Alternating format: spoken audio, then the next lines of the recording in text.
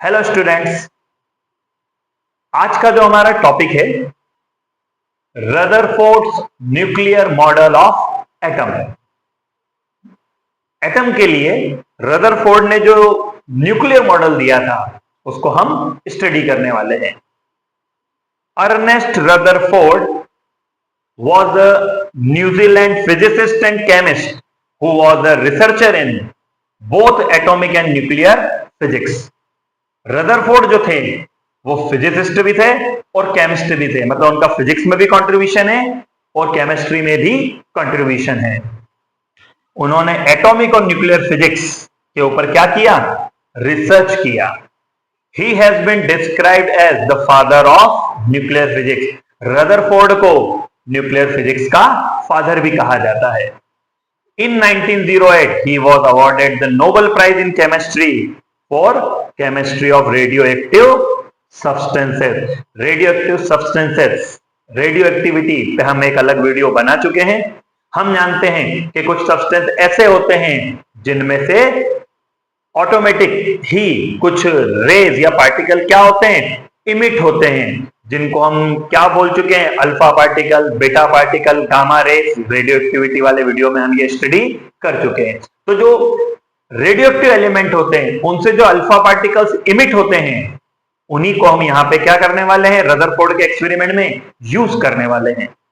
Rutherford का जो alpha particle scattering experiment है वो फिगर में शो किया हुआ है। इसमें आपको क्या क्या देखने को मिलेगा? Source of alpha particle. Alpha particle किससे इमिट होंगे? रेडियो एक्टिव एलिमेंट से, रेडियो एक्टिव सब्सटेंस से। तो ये सोर्स ऑफ अल्फा पार्टिकल यहां क्या रखा होगा? रेडियो एक्टिव सब्सटेंस या रेडियो एक्टिव एलिमेंट रखा होगा। क्लियर? यहां से क्या इमिट होंगे? अल्फा पार्टिकल्स इमिट होंगे। लेड प्लेट, लेड प्लेट में एक ओरिफिस, एक होल है जिसमें से अल्फा पार्टिकल को पास करवाएंगे और फिर इन अल्फा पार्टिकल्स को कहां इंसिडेंट करवाना है? गोल्ड फॉइल पे इंसिडेंट करवाना है। रदरफोर्ड के एक्सपेरिमेंट को गोल्ड फॉइल एक्सपेरिमेंट भी कहा जाता है। तो जो गोल्ड फॉइल है उसके ऊपर अल्फा पार्टिकल्स को हम इंसिडेंट करवाएंगे और गोल्ड फॉइल के चारों तरफ क्या है? फोटोग्राफिक प्लेट है। जब अल्फा पार्टिकल गोल्ड फॉइल पे जाके टकराएंगे और वहां से डेविएट होके इस फोटोग्राफिक प्लेट के अलग अलग पार्ट पे जब जाके हिट करेंगे तो वहां पे अब हमको क्या दिखेगी? एक फ्लोरोसेंस या एक चमक दिखेगी। A stream of high energy alpha particles from a radioactive source was directed at a thin foil, thin means बहुत पतली, of gold metal। तो जो radio active substance alpha particle emit हो रहे हैं उनको हमने कहां इंसिडेंट करवा दिया? गोल्ड फॉइल पे। The thin gold foil had a circular fluorescent zinc sulphide screen around it. इस फॉइल के चारों तरफ जो स्क्रीन है, फोटोग्राफिक प्लेट है, किससे मिलकर बनी हुई है? Zinc sulphide. When alpha particles struck the screen, हमने अभी बात की थी, a tiny flash of light was produced at that point। जहां भी अल्फा पार्टिकल जाके टकराएंगे वहां हमको क्या देखने को मिलेगी? Flash of light. जैसा हमारे कैमरे में जब हम फोटोग्राफ क्लिक करते हैं तो फ्लैश देखते हैं ना, वैसी ही फ्लैश ऑफ लाइट देखने को मिलेगी जब अल्फा पार्टिकल इस प्लेट पे जाके क्या करेंगे? हिट करेंगे। जो गोल्ड फॉइल हमने ले रखी है, अगर हम उसके क्रॉस सेक्शन की बात करें, क्रॉस सेक्शन, जब हम फिजिक्स और केमिस्ट्री पढ़ते हैं तो इसमें क्रॉस सेक्शन का बहुत इंपॉर्टेंट रोल है। क्रॉस सेक्शन आपको एग्जैक्टली समझ में आना चाहिए क्या होता है। जैसे फॉर एग्जांपल ये मार्कर है, जो पार्ट आपको दिख रहा है इसको क्या बोलते हैं? क्रॉस सेक्शन बोलते हैं। इस मार्कर को अगर हम स्लाइसेस में कट करें तो जो एक स्लाइस हमको यहाँ दिख रही है वो इसका क्या कहलाता है? Cross section. और ऐसी सारी स्लाइसेस से मिलके क्या बना हुआ है? ये मार्कर बना हुआ है। तो ये जो आपको दिख रहा है इसको हम क्या बोलते हैं? Cross section. तो गोल्ड फॉइल जो है ये उसका एक क्रॉस सेक्शन आपको बता रखा है। उस क्रॉस सेक्शन पे जो एटम्स है गोल्ड के वो आपको शो कर रखे हैं। अब डिटेल में अगर हम बात करें कि एग्जैक्टली होगा क्या जब अल्फा पार्टिकल आगे गोल्ड फॉइल पे हिट करेंगे। Most alpha particles are not deflected. Maximum alpha particles deflect नहीं होंगे और जो गोल्ड फॉइल है उसको पेनिट्रेट करके बाहर की तरफ निकल जाएंगे। a very small number of alpha particles are significantly deflected. बहुत कम अल्फा पार्टिकल ऐसे होंगे जो सिग्निफिकेंटली मतलब ऑलमोस्ट उसी डायरेक्शन में, जिस डायरेक्शन से अल्फा पार्टिकल आ रहे हैं उसी डायरेक्शन में क्या हो जाएंगे, वापस डिफ्लेक्ट होंगे. A few alpha particles are slightly deflected. Slightly means small angle से. ये एंगल ऑलमोस्ट 130-135 के अप्रोक्स है.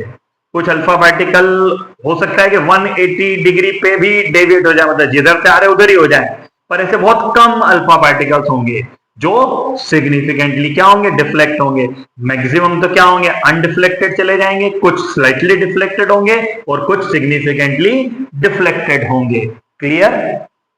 The result of scattering experiment were quite unexpected. अब रदरफोर्ड ने जो एक्सपेरिमेंट किया, उन्होंने जो रिजल्ट सोचे थे, रिजल्ट उसके बिल्कुल क्या है, कुछ अपोजिट आया, अनएक्सपेक्टेड रिजल्ट आया.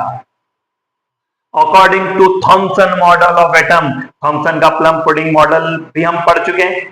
तो according to Thomson model of atom, mass of each gold atom in the foil should have been spread evenly over the entire atom. हम रदरफोर्ड थॉमसन के मॉडल से हम जानते हैं कि एटम का जो मास है वो पूरे एटम में क्या होता है, इवनली स्प्रेड होता है. ये हम थॉमसन के मॉडल में पढ़ चुके हैं. And alpha particles had enough energy to pass directly through such a uniform distribution of mass. तो हम क्या बोलना चाह रहे हैं यहाँ कि थॉमसन के अकॉर्डिंग एटम का जो मास है वो पूरे एटम में यूनिफॉर्मली स्प्रेड होता है और अल्फा पार्टिकल्स में इतनी एनर्जी होती है कि ये उसको पेनिट्रेट करके क्या हो जाएं, आर पार चले जाएं. Clear? It was expected that the particles would slow down and change directions only by a small angle as they pass through the foil. उसने और क्या सोचा था कि एक तो सारे अल्फा पार्टिकल पेनिट्रेट कर जाना चाहिए और ये भी उसने एक्सपेक्ट किया था कि पार्टिकल्स की स्पीड क्या हो जानी चाहिए, स्लो हो जानी चाहिए और कुछ स्मॉल एंगल से अल्फा पार्टिकल क्या होना चाहिए, डेविएट होना चाहिए. ये रदरफोर्ड ने सोचा था कि ऐसा होना चाहिए. इट वॉज ऑब्जर्व दैट, लेकिन हुआ क्या, most of alpha particle pass through the gold foil undeflected. ये तो जो रदरफोर्ड ने सोचा था कुछ वैसा ही है कि most of the alpha particle क्या होंगे, अनडिफ्लेक्टेड होंगे. A small fraction of alpha particles were deflected by small angle. कुछ अल्फा पार्टिकल्स ऐसे होंगे जो स्मॉल एंगल से क्या होंगे, डिफ्लेक्ट होंगे. इस पॉइंट में भी कोई दिक्कत नहीं, जो रदरफोर्ड ने सोचा था कुछ वैसा ही. सबसे इंपॉर्टेंट पॉइंट जो रदरफोर्ड ने सोचा था उसके जस्ट अपोजिट उसको देखने को मिला. A very few alpha particles, 1 in 20,000 bounced back, that is were deflected by nearly 180 degree. जो significantly deflected particles हम ऊपर डायग्राम में बोल रहे थे, कुछ पार्टिकल, कुछ नहीं बोलू मैं, 20,000 में 1 पार्टिकल ऐसा होगा जो जिस डायरेक्शन से अल्फा पार्टिकल आ रहे हैं हिट करके वापस उसी डायरेक्शन में डिफ्लेक्ट हो जाए. On the basis of the above observation, अब जो ये ऑब्जर्वेशन रदरफोर्ड ने जो ऑब्जर्व किए, तो on the basis of the above observation Rutherford Drew the following conclusion regarding the structure of atom. अब ये जो ऊपर ऑब्जर्वेशंस थे उनके बेसिस पे रदरफोर्ड ने क्या कंक्लूजन निकाला, किसके बारे में, स्ट्रक्चर ऑफ एटम के बारे में. वो बात करते हैं. Most of the space in the atom is empty. Thomson ने जो बोला था उसके जस्ट अपोजिट. थॉमसन ने बोला था कि मास जो है वो पूरे एटम में यूनिफॉर्मली डिस्ट्रीब्यूटेड होता है, बल्कि हम यहां क्या बोल रहे हैं, रदरफोर्ड ने क्या बोला कि most of the space in the atom क्या है, एम्प्टी है, खाली है. As most of the alpha particle passed through the foil undeflected, कि जो मैक्सिमम अल्फा पार्टिकल अनडिफ्लेक्टेड हैं तो उसका रीजन क्या है कि एटम जो है वो ऑलमोस्ट क्या है, एम्प्टी है. उसका मैक्सिमम पार्ट क्या है, एम्प्टी है. A few positively charge alpha particles, अब हम रेडियो एक्टिविटी वाला जो वीडियो पढ़ चुके हैं उसमें हमें मालूम है कि अल्फा पार्टिकल में 2 प्रोटॉन और 2 न्यूट्रॉन होते हैं, इलेक्ट्रॉन नहीं होते हैं। मतलब अल्फा पार्टिकल क्या होता है? पॉजिटिव पार्टिकल होता है, क्योंकि न्यूट्रॉन पे कोई चार्ज नहीं होगा और प्रोटॉन पे क्या होता है? Positive charge. और अगर 2 प्रोटॉन है मतलब 2 unit of positive charge alpha particle क्या करता है? कैरी करता है। ये आपको मालूम होना बहुत जरूरी है। A few positively charged alpha particles were deflected. The deflection must be due to enormous repulsive force, showing that the positive charge of the atom is not spread throughout the atom as Thomson has pre-assumed. Rutherford ने क्या बोला कि Thompson ने जो pre-assume किया था उसके just opposite, कि जो मैक्सिमम पॉजिटिव चार्ज है एटम का वो एक छोटे से रीजन में क्या होता है? स्प्रेड होता है, पूरे एटम में नहीं होता है, एक छोटे से रीजन में ही क्या होता है? पॉजिटिव चार्ज होता है। और जब अल्फा पार्टिकल जहां न्यूक्लियस जो ये पॉजिटिव चार्ज स्प्रेड है उसी डायरेक्शन से आएगा तो रिपल्सिव फोर्स के कारण अल्फा पार्टिकल वापस क्या हो जाएगा? रिपल करके जिस डायरेक्शन से आए वापस उस डायरेक्शन में चला जाएगा। जो ये हमने डायग्राम में रेड डॉट से जो शो कर रखा है, ये जो पॉजिटिव चार्ज जहां पे स्प्रेड है ये वो पॉइंट है। तो आप देखिए पूरे एटम में स्प्रेड नहीं है, सिर्फ एक स्मॉल रीजन में स्प्रेड है। Clear?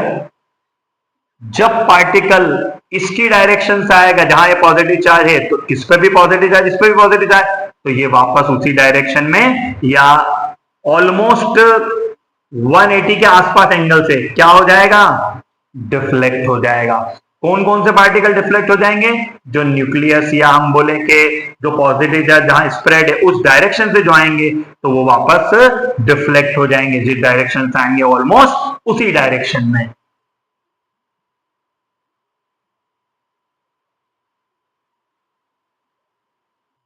The positive charge has to be concentrated in a very small volume that repelled and deflected the positively charged alpha particles, जो हमने अभी बात की।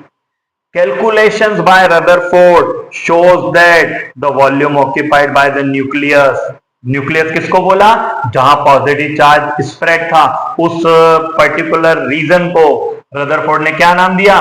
न्यूक्लियस। और रदरफोर्ड का क्या कहना है कि calculation by Rutherford showed that the volume occupied by the nucleus is negligible, small as compared to the total volume of the atom। मतलब एटम के टोटल वॉल्यूम के कंपैरिजन में न्यूक्लियस का वॉल्यूम क्या होता है? निग्लिजिबल होता है। The radius of the atom अगर हम बात करें तो वो कितनी होती है? 10 to the power -10 मीटर होती है। while that of न्यूक्लियस की अगर बात करें तो वो कितनी होती है? 10 to the power -15 मीटर। मतलब न्यूक्लियस जो है वो एटम के कंपैरिजन में बहुत क्या है? स्मॉल है। इसको अगर हम एक जो हमारे डेली रूटीन में जो एग्जांपल होते हैं उससे अगर समझें तो ज्यादा बेटर समझ में आएगा कि ये साइज डिफरेंस कितना है।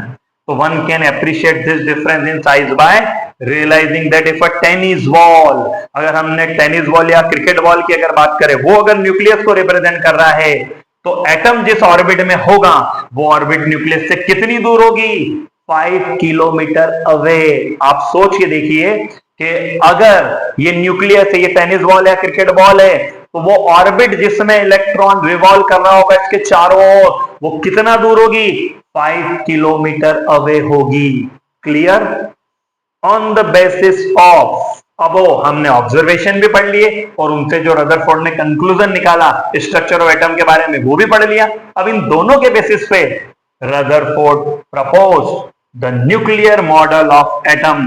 कंक्लूजन, ऑब्जर्वेशन और कंक्लूजन दोनों के बेसिस पे अब फाइनली रदरफोर्ड ने क्या दिया? एटम के लिए न्यूक्लियर मॉडल दिया। इसके जो पोस्टुलेट्स हैं उनकी अगर हम बात करें तो इंपॉर्टेंट फीचर्स और postulates of this model are, पहला सेंट्रल न्यूक्लियस, जो थॉमसन ने बोला था उसके just opposite. The positive charge and mass of atom कहां होता है? एक्सट्रीमली स्मॉल रीजन में कॉन्सेंट्रेटेड होता है। This very small portion of atom को क्या नाम दिया रदरफोर्ड ने? न्यूक्लियस नाम दिया। Planetary motion, electron revolve around the nucleus in a circular path called orbits similar to planet orbiting the sun. Rutherford ने क्या बोला, जैसे सन के चारों ओर ऑर्बिट्स में प्लेनेट रिवॉल्व करते हैं, वैसे ही सन के प्लेस पे न्यूक्लियस होगा और प्लेनेट के प्लेस पे कौन होंगे, इलेक्ट्रॉन्स होंगे। मतलब न्यूक्लियस सेंटर में होगा और इलेक्ट्रॉन उसके चारों ओर जो ऑर्बिट्स होगी उनमें क्या करेंगे, रिवॉल्व करेंगे।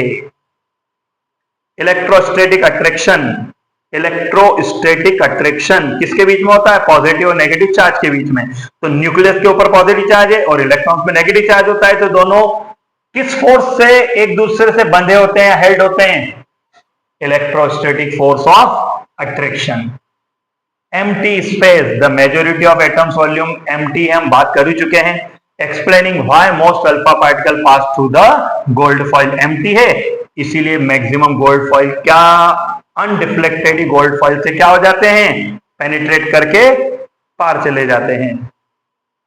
Significance and limitations, it overturned the plum pudding model and introduced the concept of atomic nucleus. plum pudding model जो था उसको खत्म करके अब एक नया कॉन्सेप्ट आ गया, किसका, एटॉमिक न्यूक्लियस का। तो अब जो है एटॉमिक न्यूक्लियस की अगर बात करें तो वो क्लियर हो गया है कि वो सेंटर में होगा और उसके आसपास ऑर्बिट जो है उनमें इलेक्ट्रॉन रिवॉल्व होंगे। अब ये तो रदरफोर्ड का जो न्यूक्लियर मॉडल है वो कंप्लीट हो गया। अब हम आते हैं इसकी लिमिटेशंस पे। मैं लिमिटेशंस अभी शॉर्ट में पढ़ रहा हूं, लेकिन ड्रॉबैक्स या लिमिटेशंस की अगर बात करें तो हम एक वीडियो और अलग से बनाएंगे, drawbacks of Rutherford's atomic model, या फिर हम बात करें कि लिमिटेशंस ऑफ रदरफोर्ड्स मॉडल। एक शॉर्ट में पढ़ रहा हूं मैं, तो limitation, according to classical physics orbiting electron should lose energy, के जो ऑर्बिटिंग इलेक्ट्रॉन है इन अगर ये घूम रहे हैं, ऑर्बिट में रिवॉल्व हो रहे हैं, तो इनको एनर्जी लॉस करना चाहिए, और अगर ये एनर्जी लॉस करेंगे तो इनकी एनर्जी धीरे धीरे खत्म होते होते ये न्यूक्लियस पे क्या हो जाना चाहिए, स्पाइरल हो जाना चाहिए। स्पाइरल हो जाना चाहिए मीन्स एनर्जी खत्म होती जाएगी, न्यूक्लियस के पास आते जाएंगे और न्यूक्लियस के अंदर समा जाएंगे। Meaning the model could not explain atomic stability, ये जो हम बात बोल रहे हैं इसके बारे में रदरफोर्ड ने कोई एक्सप्लेनेशन नहीं दिया। मतलब एटम की स्टेबिलिटी के बारे में रदरफोर्ड ने कोई एक्सप्लेनेशन नहीं दिया। It also failed to account for atomic spectra, हम आगे कुछ वीडियोज में एटॉमिक स्पेक्ट्रा भी पढ़ेंगे। एटॉमिक स्पेक्ट्रा को भी रदरफोर्ड का मॉडल एक्सप्लेन नहीं कर पाया।